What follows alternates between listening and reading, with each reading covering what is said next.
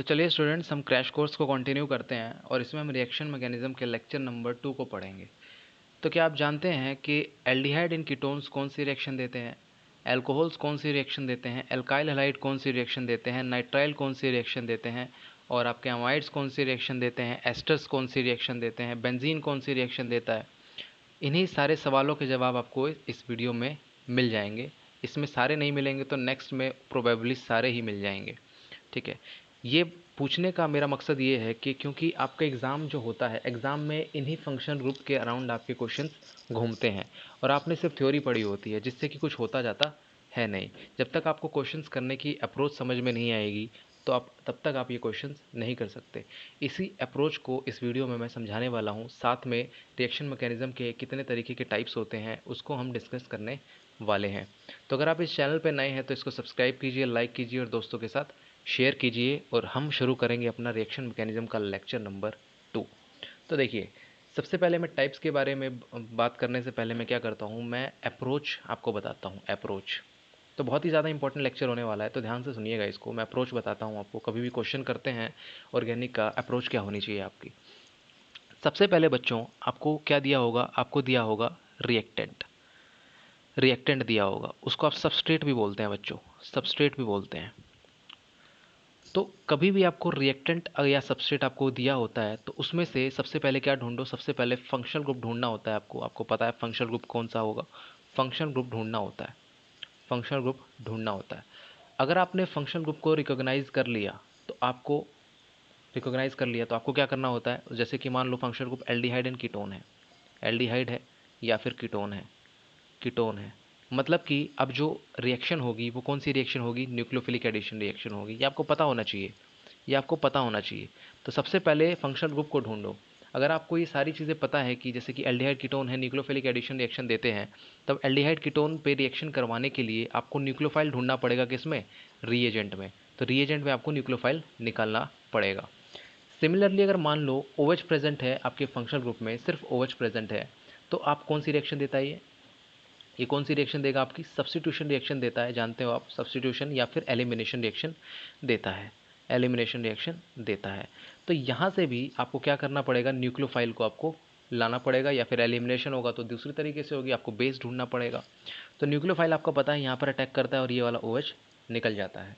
तो इसी तरीके से है ना, आपको सारे फंक्शनल ग्रुप कौन सी रिएक्शन देते हैं ये सारी चीज़ें पता होनी चाहिए।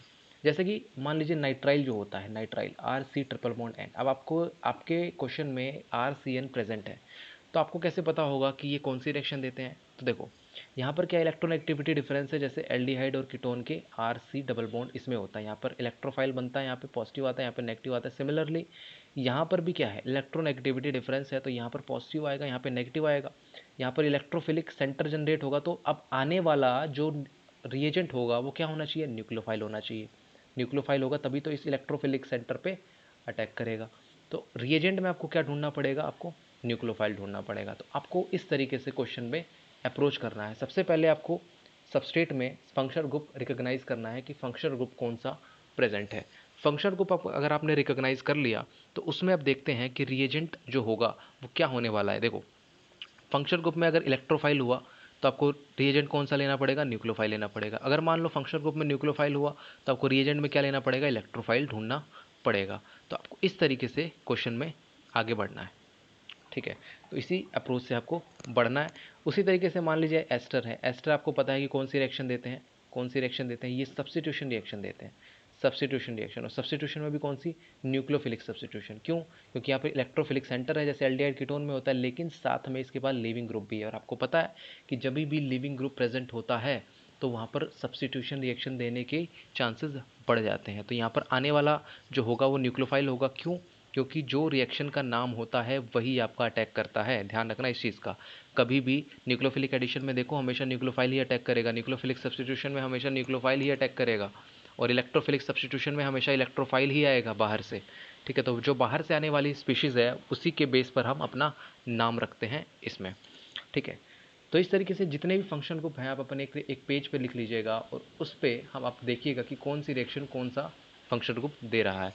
अगर आपने ये लिख लिया, क्योंकि 8-10 फंक्शन ग्रुप ही है, 3-4 मैं ऑलरेडी बता चुका हूँ, 2-4 और बचे हैं, वो आप खुद कर लीजिएगा, ठीक है।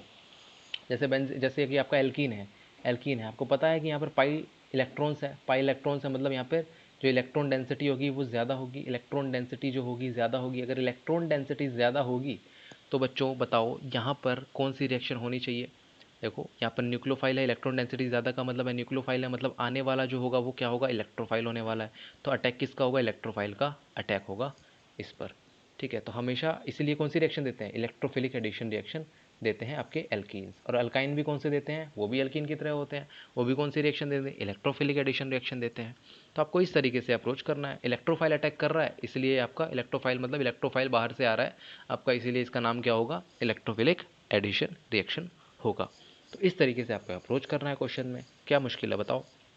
अगर आप इस चीज़ को फॉलो करते हो ना तो आपके यूँ समझ लो 99.999% क्वेश्चन आपके हो जाएंगे। 0.1 इधर उधर से एक्सेप्शन निकल के आ गया तो अलग बात है, वरना आपके सारे क्वेश्चन इस बेस पे हो जाएंगे। तो चलिए स्टार्ट करते हैं अपने रिएक्शन मैकेनिज्म को। अब देखो ऊपर ऊपर से आपको बता देते हैं, जैसे कि रिएक्शन मैकेनिज्म के जो टाइप होते हैं ना, टाइप ऑफ रिएक्शन मैकेनिज्म, वो कितने तरीके के होते हैं। कॉमनली आपके 3 तरीके के आपके डिवाइड होते हैं। कौन कौन से, एक पहला एडिशन लेते हैं, उसके बाद आपका लेते हैं सब्स्टिट्यूशन, उसके बाद आपका लेते हैं एलिमिनेशन, ठीक है। ये फर्दर डिवाइडेड होते हैं 3 में, कोई electrophilic, nucleophilic and then free radical. उसी तरीके से सब्स्टिट्यूशन में भी इलेक्ट्रोफिलिक, न्यूक्लियोफिलिक और फिर आपका इसमें आपका इसी तरीके से SN1 SNI होता है, इंटरनल सब्स्टिट्यूशन रिएक्शन, इस तरीके से आपका होता है, ठीक है। एलिमिनेशन भी होता है, E1 E2 फिर E1C भी आ जाता है, इस तरीके से आपका रहता है, ठीक है। तो एक एक करके हम डिस्कस करेंगे इसको, ठीक है। बहुत बड़ा टॉपिक है तो हम इसको शॉर्ट में और अच्छे तरीके से करने की कोशिश करेंगे। आपको रिवीजन भी अच्छी होगी और आप क्वेश्चन भी करने में सक्षम होंगे।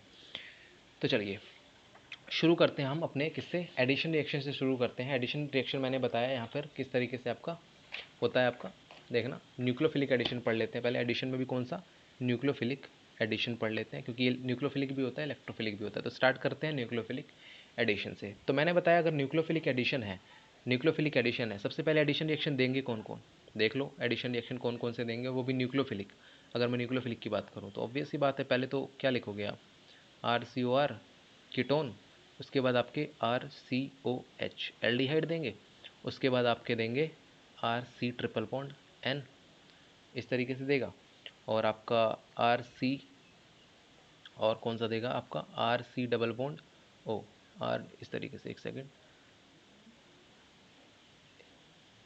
ये आपका इस तरीके से देगा, इस तरीके से देगा, ठीक है। ये भी आपका न्यूक्लियोफिलिक एडिशन देंगे।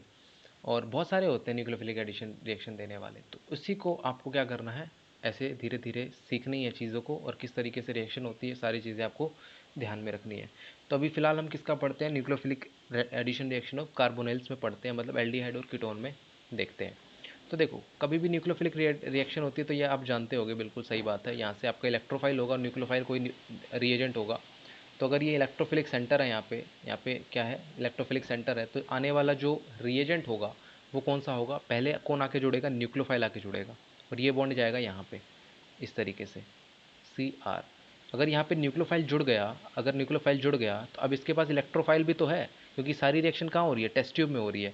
टेस्ट ट्यूब में न्यूक्लियोफाइल ने अटैक कर दिया है, अब इलेक्ट्रोफाइल जो है टेस्ट ट्यूब में वो भी घूम रहा है, उसको भी तो स्टेबल होना है। इलेक्ट्रोफाइल क्या, हर रिएक्शन देखो, रिएक्शन हो क्यों रही है, रिएक्शन हो रही है अपने चार्ज को हटाने के लिए। वो अपने आप को न्यूट्रल बनाना चाहता है, इसीलिए वो रिएक्शन करना चाह रहा है ताकि वो न्यूट्रल होकर स्टेबल हो जाए, ठीक है। तो अभी इलेक्ट्रोफाइल है वो अनस्टेबल है, वो भी चार्ज है, और ऑक्सीजन पे क्या है, नेगेटिव चार्ज है। तो यहाँ पर आके कौन जुड़ेगा, इलेक्ट्रोफाइल यहाँ पर आके जुड़ जाता है, ठीक है। इस तरीके से आपका बॉन्ड बन जाता है। जनरली यहाँ पर OH ले लेते हैं या फिर कुछ भी ले लेते हैं आपका। तो ये आपका क्या हो जाएगा, ये हटा देंगे इसको, और ये आपका इस तरीके से बन जाएगा। तो इस तरीके से आपका एडिशन रिएक्शन चलता है, ठीक है। तो एडिशन रिएक्शन में रिएक्टिविटी की बात करते हैं, फिर रिएक्टिविटी के बेस पर क्वेश्चन पूछ लेता है कि किसकी रिएक्टिविटी ज़्यादा होगी न्यूक्लियोफिलिक एडिशन में। तो सिंपल है देखो, आने वाला जो है, आने वाला वो कौन है, आने वाला न्यूक्लियोफाइल है, आने वाला कौन है, न्यूक्लियोफाइल है, न्यूक्लियोफाइल है, बिल्कुल सही बात है। अब जो रिएक्शन होगी, न्यूक्लियोफाइल जो अटैक करेगा वो कहाँ पर ज़्यादा अच्छे तरीके से अटैक करेगा। मान लो मैं ये लिख देता हूँ RCOR RCOH, मैं ये लिख देता हूँ। अब न्यूक्लियोफाइल आ रहा है, इधर भी अटैक करेगा, इधर भी अटैक करेगा, लेकिन अच्छे तरीके से कहाँ करेगा, अच्छे तरीके से वहाँ पे अच्छे तरीके से करेगा जहाँ पर इलेक्ट्रोफिलिसिटी ज़्यादा होगी, जहाँ पर पॉजिटिव चार्ज ज़्यादा होगी, जहाँ पर डिमांड ज़्यादा होगी, जहाँ पे डेफिशिएंसी ज़्यादा होगी, वहाँ पर जो होगा न्यूक्लियोफाइल अटैक करेगा। जहाँ पे पहले से ही इलेक्ट्रॉन डेंसिटी होगी, जैसे कि इसमें क्या लग रहा है, प्लस आई इफेक्ट लग रहा है, plus I effect, 2 plus I effect लग रहा है, इसमें एक ही प्लस आई इफेक्ट लग रहा है। तो ये कार्बन की, ये वाला कीटोन जो है कार्बन की इलेक्ट्रॉन की जो डेफिशिएंसी है वो ख़त्म कर रहा है, क्योंकि प्लस आई इफेक्ट है, डोनेटिंग नेचर है। अगर इसकी जो डेफिशिएंसी है ख़त्म हो गई, तो न्यूक्लियोफाइल किस पे अटैक करेगा, न्यूक्लियोफाइल पे अटैक करेगा क्या, नहीं, न्यूक्लियोफाइल पे अटैक अच्छे से नहीं करता है। उसको क्या चाहिए, अच्छा इलेक्ट्रोफाइल चाहिए। तो इसलिए एल्डिहाइड पे ज़्यादा अच्छे से करता है। इसलिए जो ऑर्डर होता है वो एल्डिहाइड का जो ज़्यादा होता है, किससे, कीटोन से। एक इस फैक्टर से समझाते हैं। दूसरा फैक्टर ये होता है बच्चों कि दूसरा फैक्टर हम समझाते हैं किससे, स्टेरिक स्टेरिक स्टेरिक हिंड्रेंस से। देखो, अगर मान लो जैसे कि ये समझो कि अगर इस न्यूक्लियोफाइल को अटैक करना है, तो क्या ये दो बल्कि ग्रुप जो होंगे, इसके अंदर घुस के आराम से कार्बन पे अटैक करेगा, कि आराम से कहीं से भी आया पीछे से और कार्बन पे अटैक कर दिया। ऑब्वियस सी बात है, जहाँ पे बल्कीनेस ज़्यादा होगी वहाँ पे अच्छे से अटैक नहीं होगा। ठीक है, इस तरीके से आपका चलता है। तो यहाँ पर न्यूक्लियोफाइल जो होगा वो एल्डिहाइड पे अच्छे से अटैक करेगा एज कंपेरिजन टू कीटोन। ठीक है, इस तरीके से हम पढ़ते हैं किसमें, कार्बोनाइल्स में। तो और डिटेल में हम क्वेश्चंस में देखेंगे, क्वेश्चंस की प्रैक्टिस ज़्यादा करेंगे, इसमें कम देखते हैं। उसके बाद मैंने बताया था आपको, जैसे कि आपको इसमें इसकी रिएक्शन करवाते हैं किससे, हाइड्रोजन साइनाइड से मैं रिएक्शन करवाता हूँ, हाइड्रोजन साइनाइड से। अब देखो, एग्जाम्पल भी तो लेना पड़ेगा। एग्जाम्पल में आपको पता है कि जो H प्लस होगा वो H प्लस होगा, ऑब्वियस सी बात है, मतलब इलेक्ट्रोफाइल होगा। CN जो होगा वो, सॉरी, न्यूक्लियोफाइल होगा। तो न्यूक्लियोफिलिक एडिशन रिएक्शन करवानी है, क्यों, क्योंकि मैंने क्या बोला था, मैंने बोला था कि ये रिएक्टेंट है। रिएक्टेंट में सबसे पहले क्या रिकॉग्नाइज करो, फंक्शनल ग्रुप। फंक्शनल ग्रुप कौन सा है यहाँ पे कौन सा है, कीटोन है। और आपको पता है कीटोन कौन सी रिएक्शन देता है, न्यूक्लियोफिलिक एडिशन रिएक्शन देता है। तो मुझे यहाँ से क्या निकालना पड़ेगा सबसे पहले, तो सबसे पहले मेरे को न्यूक्लियोफाइल निकालना पड़ेगा।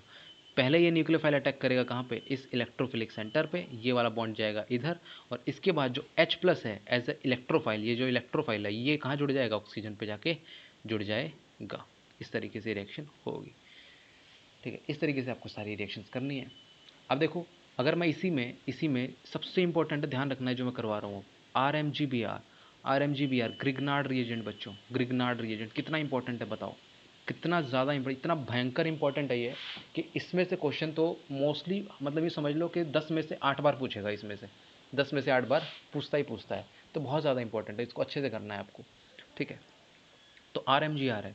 आपको पता है ग्रिग्नार्ड रिएजेंट में जो R होता है वो न्यूक्लियोफाइल होता है, और ये आपका जो होता है MgBr वो इलेक्ट्रोफाइल होता है।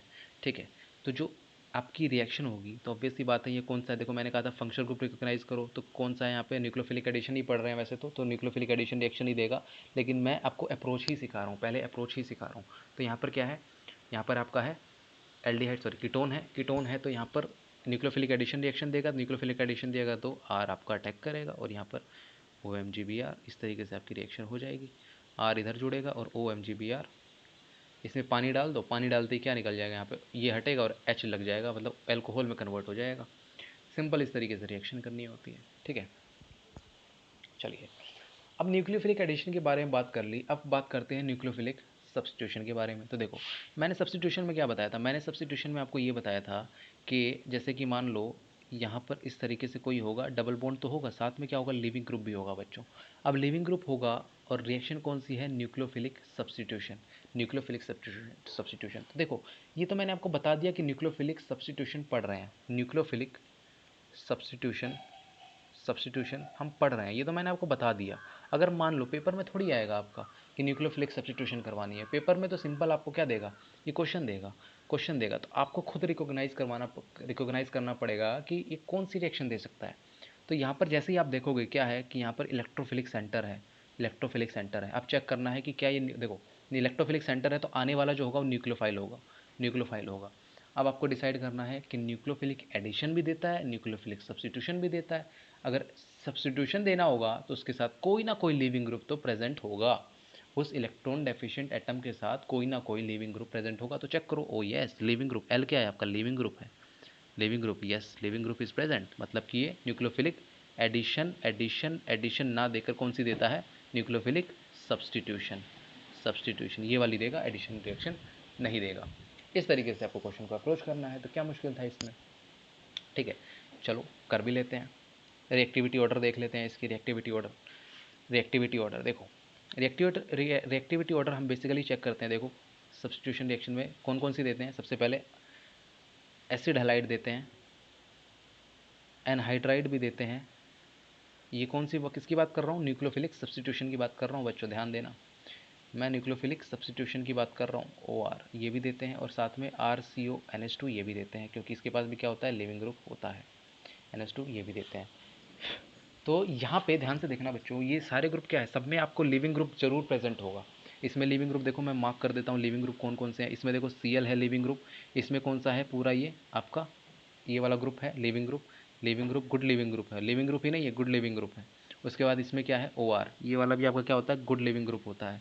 और ये NH2 is a poor leaving group, but इसको हम लिविंग ग्रुप बना देते हैं। ठीक है, बना देते हैं इसको लिविंग ग्रुप, बताऊंगा किस तरीके से बनाते हैं। तो ये जितने भी आपके फंक्शनल ग्रुप हैं, तो ये सारे कौन से देते हैं, आपके न्यूक्लियोफिलिक सब्स्टिट्यूशन रिएक्शन देते हैं। आपके न्यूक्लियोफिलिक सब्स्टिट्यूशन रिएक्शन देते हैं।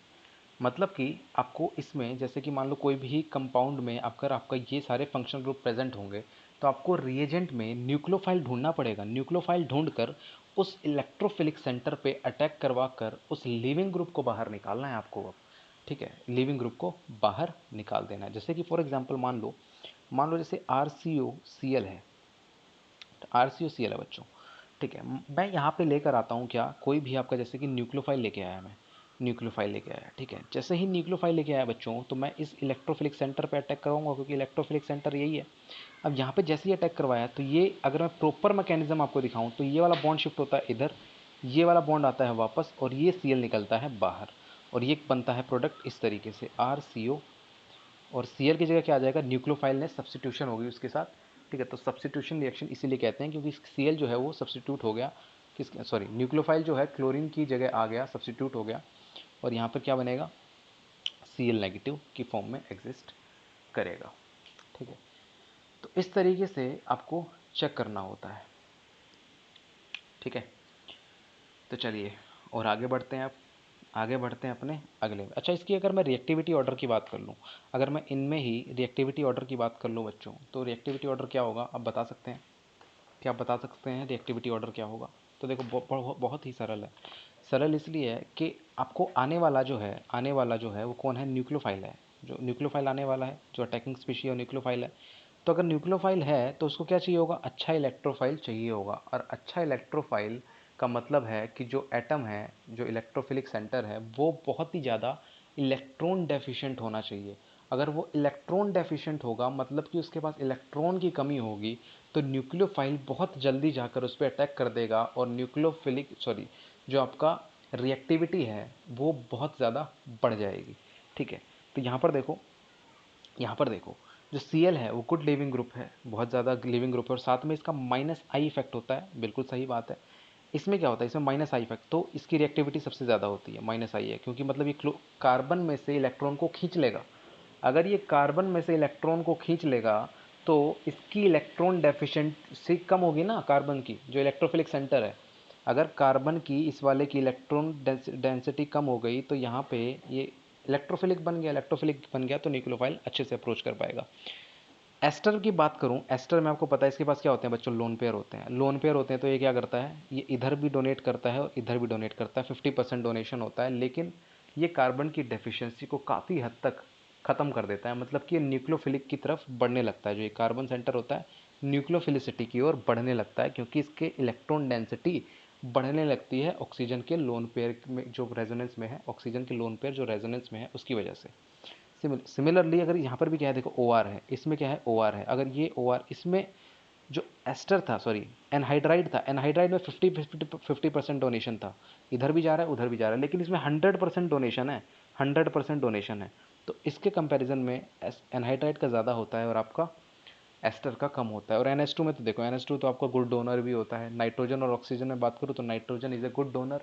अगर नाइट्रोजन गुड डोनर है तो इस फटाफट से, बहुत तेज़ी से ये कार्बन की डेफिशिएंसी को ख़त्म कर देगा, और ख़त्म कर देगा तो क्या होगा, ये न्यूक्लियोफिलिसिटी मतलब न्यूक्लियोफाइल बनता जाएगा। तो एक न्यूक्लियोफाइल दूसरे न्यूक्लियोफाइल पर आसानी से अटैक नहीं करता है।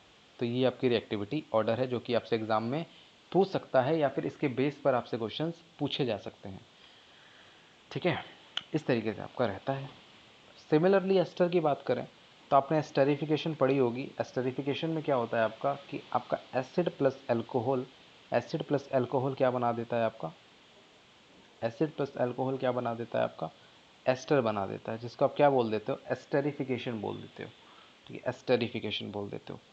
तो इसमें क्या होता है, ध्यान से देखना, एस्टरिफिकेशन में करवाता हूँ। एस्टरिफिकेशन, एस्टरिफिकेशन देखो इसमें क्या होता है, देखो RCOH ये लिया मैंने और साथ में लिया मैंने ROH, अल्कोहल ले लिया। ठीक है, RCOH बनना है, बिल्कुल सही बात है, सॉरी RCOR बनना है, ये बिल्कुल सही बात है। इसमें से क्या जाता है, OH निकल के जाता है और इसमें से H निकल के जाता है। अरे बाप रे, ये क्या हो गया, मतलब कि एक एसिड जो है, जो एसिड है वो OH दे रहा है और एक अल्कोहल जो है वो क्या दे रहा है, H प्लस दे रहा है। मतलब कि अल्कोहल आपका एसिड से ज़्यादा एसिडिक हो गया। ये कैसी बात बता दी सर आपने।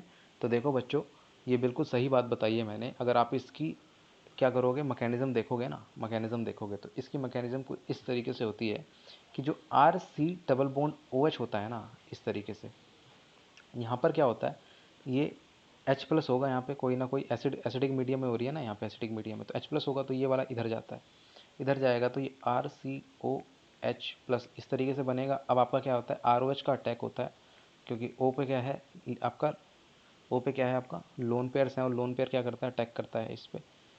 OH है तो न्यूक्लियोफाइल होगा ना, न्यूक्लियोफाइल तो यही होगा, मैंने बताया था फर्स्ट लेक्चर में न्यूक्लियोफाइल इलेक्ट्रोफाइल कैसे पहचानते हैं। ये वाला बॉन्ड शिफ्ट होगा इधर और ये बनाएगा कुछ इस तरीके से RCOH और यहाँ पे OR। ठीक है, इस तरीके से, और यहाँ पे एक OH भी रहेगा ना यहाँ पे, और यहाँ पे एक OH रहेगा। तो आपको पता है एक कार्बन पे दो OH अनस्टेबल होते हैं, तो पानी निकल जाएगा यहाँ से, पानी निकल जाएगा यहाँ से। जैसे ही पानी निकल आए क्या बन गया, एस्टर बन गया, एस्टर बन गया।